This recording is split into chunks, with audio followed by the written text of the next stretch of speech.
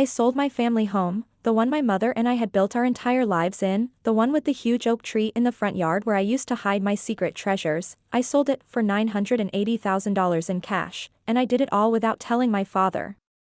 Now, before you start screaming about legality, ethics, or how a daughter could possibly do such a thing, you need to know why. You need to know what I heard on a seemingly ordinary Tuesday afternoon that shattered my world and revealed the man I thought was my loving, devoted father to be nothing more than a calculating, cold-hearted stranger. I overheard a conversation that wasn't meant for my ears, the kind of conversation that rips the foundation right out from under your feet. I heard him say, very clearly, "She's a burden." He wasn't talking about his sick wife, my mother, who was dying slowly in the next room. He was talking about me. He called me, his only child, a burden. So, tell me, was I wrong for taking what was legally mine and selling the house out from under him, cashing out every penny before he could execute his wicked plan? Would you have done the same thing? The story doesn't begin with a sudden bang, it starts with a slow, agonizing fade, the kind that happens when a beloved parent is diagnosed with a terminal illness. My mother, Sarah, was the heart of our home. She was a kindergarten teacher with hands that always smelled faintly of cinnamon and construction paper. She was the light of my life, and when the doctors delivered the news, a rare, aggressive form of neurological degeneration, it felt like a silent, catastrophic earthquake had struck our peaceful little suburban world. I was 26, fresh out of graduate school, and had just accepted an incredible job offer in New York City, a dream I had worked tirelessly for. But the moment the diagnosis was confirmed, that dream instantly dissolved. There was no question in my mind. I was coming home. My mother needed me, and the thought of leaving her side, of letting her face this terrible decline without her daughter, was simply unthinkable. My father, Robert, a successful but always somewhat distant corporate lawyer, seemed initially supportive, albeit in his detached, professional way. "This house is big enough for all of us, sweetheart," he told me, "and we'll hire the best nurses. Your job can wait." So I moved back into my childhood bedroom, put my career on indefinite hold, and became a full-time caregiver alongside the rotation of home health aides. For the first year, things were difficult, stressful, but manageable. Mom was still mom, capable of laughing at my bad jokes and sharing a quiet cup of tea on the porch. Dad was traveling for work a lot, but he called regularly and seemed concerned. The emotional toll was immense, but I was living on the fuel of love and duty, telling myself I was doing the right thing. I was cherishing every moment. But as Mom's condition deteriorated, so did the dynamic in our house. The nursing care became more intense, the medical bills astronomical, and the atmosphere shifted from one of shared grief to one of simmering tension, primarily centered around my father. He started staying out later, his calls became less frequent, and his presence, when he was home, was cold and critical.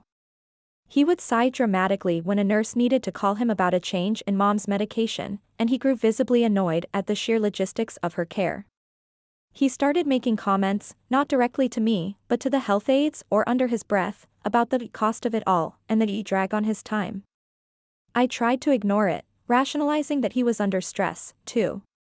He was losing his wife. But the comments started to feel pointed. Once, after I spent an entire sleepless night comforting Mom through a fever, he walked into the kitchen, saw me looking utterly exhausted, and said, "You know, this is why people have proper insurance, Amelia. To avoid this kind of mess." It was a cruel, low blow, implying my decision to stay home and care for her was somehow a failure of foresight on my part, or worse, a luxury he couldn't afford, even though he was making partner at his firm. The truth was, Mom had always been in charge of the household finances and had insisted on a comprehensive, long-term care policy, which was actually covering the vast majority of the medical expenses. But Dad had never really paid attention to the details of our family life, which was always Mom's domain. He only seemed to notice when it inconvenienced him. The critical turning point, the moment the floor truly fell out from under me, was that Tuesday afternoon. Mom was asleep, and I was in the small home office, trying to update her convoluted insurance forms. My father's office was adjacent, separated by a thin wall and an open doorway. He was supposed to be at a deposition downtown, but he had come home briefly to pick up some files.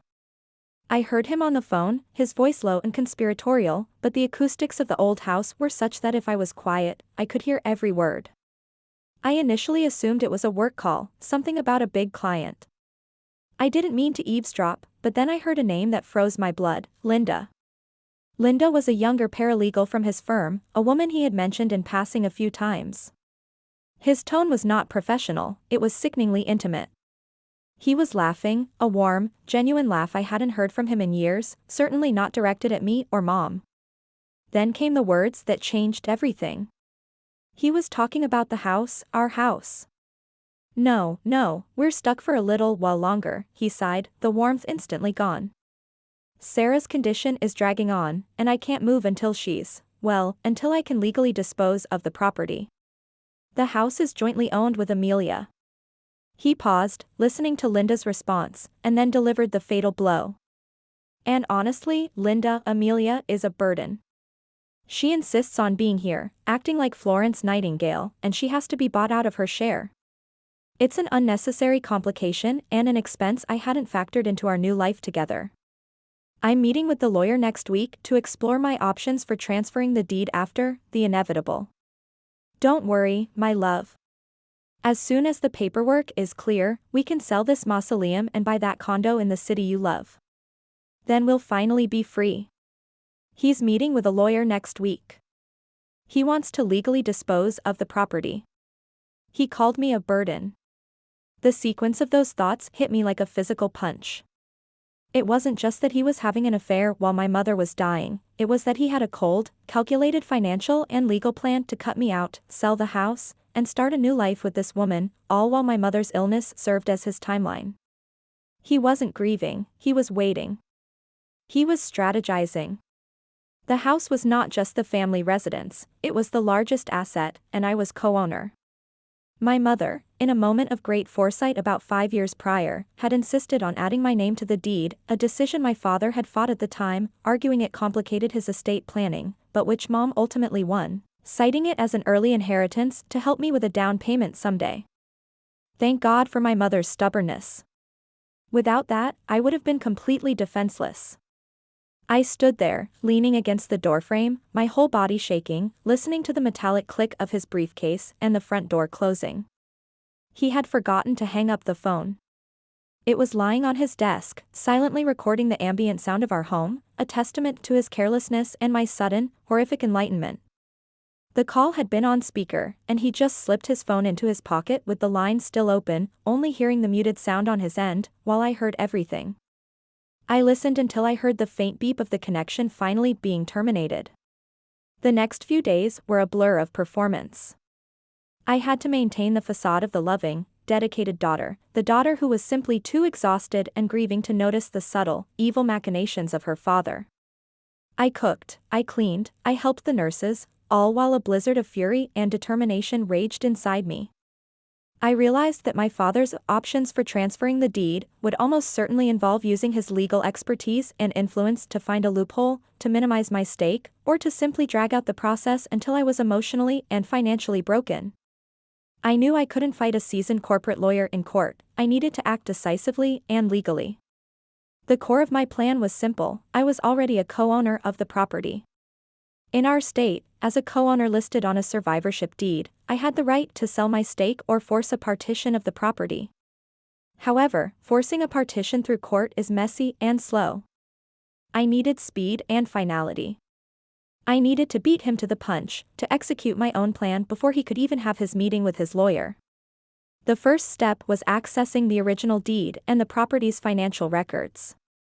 I knew Mom kept all the important documents in a locked filing cabinet in the basement. Dad never paid attention to it, but Mom had shown me where the spare key was hidden, taped underneath a specific ceramic planter in the garden shed, years ago, just in case. I retrieved the key under the cover of night, my hands trembling as I unlocked the heavy, gray cabinet. Inside, I found everything, the original deed clearly listing both my mother and me as co-owners with rights of survivorship, the mortgage payoff statement from 5 years prior, Mom had used her inheritance from her own father to pay it off, and the appraisal documents from when they refinanced. The house was unencumbered, worth close to $1 million, maybe even more in the current market.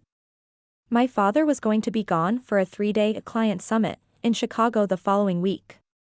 That was my window. I worked feverishly. I contacted a real estate attorney, not one who knew my father, but a sharp, no-nonsense woman recommended by a friend from my graduate program. I laid out the situation with a carefully edited narrative. My mother was ill, my father was neglecting his duties, and I needed to sell the house quickly to provide better, more specialized care for my mother and secure our financial future, citing the urgency of a private sale due to the emotional distress of living in the house. I omitted the affair and his cruel words that wasn't relevant to the legal transaction, only to my motivation. She confirmed my rights. As a co-owner, I could initiate the sale. Finding a cash buyer was key. It would bypass the slow-moving mortgage approval process. I contacted a specialist in rapid property sales, a company that bought homes as is for cash, often for renovation and quick resale. They specialize in speed. They came that evening, a couple of young, sharp-eyed investors. They did a quick walkthrough, loved the location, and gave me an initial offer of $950,000. I negotiated hard, leveraging the prime school district and the large lot, ultimately securing an agreement for $980,000 cash, closing in 7 business days. They asked for no contingencies. They just wanted the house. I signed the initial paperwork, agreeing to forfeit a small portion of the sale to cover the rapid closing and administrative fees. The clock was ticking. I had 7 days. The final act was the hardest. I had to tell my mother. Mom was lucid, but communicating was a struggle. I waited for a moment when she was alert, the nurses were on their break, and Dad was definitely gone. I sat by her bedside, holding her hand, tears streaming down my face. "Mom," I whispered, "Dad, he's seeing someone else. He's planning to sell the house and leave us, and he called me a burden." Her eyes, though dimmed by her illness, were still so full of intelligent life, and a shadow of pain and recognition crossed them. She squeezed my hand, a surprisingly firm grip. I explained my plan. I was selling the house, taking the proceeds, and moving us into a beautiful, fully equipped medical apartment near a specialized clinic I'd found. "We'll be safe, Mom. We'll be together. He'll never be able to hurt us again." She couldn't speak much, but she mouthed 2 words that echoed in the quiet room: "Thank you." And then, she smiled, a small, genuine smile that gave me all the strength I needed to finish what I started. So that's the situation I was in. My father, the man who was supposed to protect and cherish us, was actively plotting to discard my sick mother and fleece me out of my future for the sake of his mistress and a city condo. I was holding a piece of paper that represented almost $1 million and the immediate chance for freedom and security for my mother and myself. The legal papers were ready. The cash buyers were ready. My father was blissfully unaware, enjoying his business trip, probably texting Linda sweet nothings. I had to make a choice: play the victim, wait for him to execute his legal strategy, and fight a losing battle that would bleed me dry, or take the power that my mother had wisely given me and use it to preempt his cruelty. Before I tell you about the closing day, the final confrontation, and the look on his face when he realized what I had done, I want you to pause and comment below. What would you have done in my shoes? Would you have sold the house, or would you have tried to confront him first? I'm genuinely curious about your gut reaction to this mess. The closing day felt like a scene from a thriller. My father was still in Chicago. I had arranged for a specialized medical transport to move my mother to her new, private medical residence, a place that was smaller than the house, but infinitely better equipped for her specific needs, and crucially, completely paid for. The funds from the sale were wired instantly into a new, separate bank account I had opened, one he had no access to.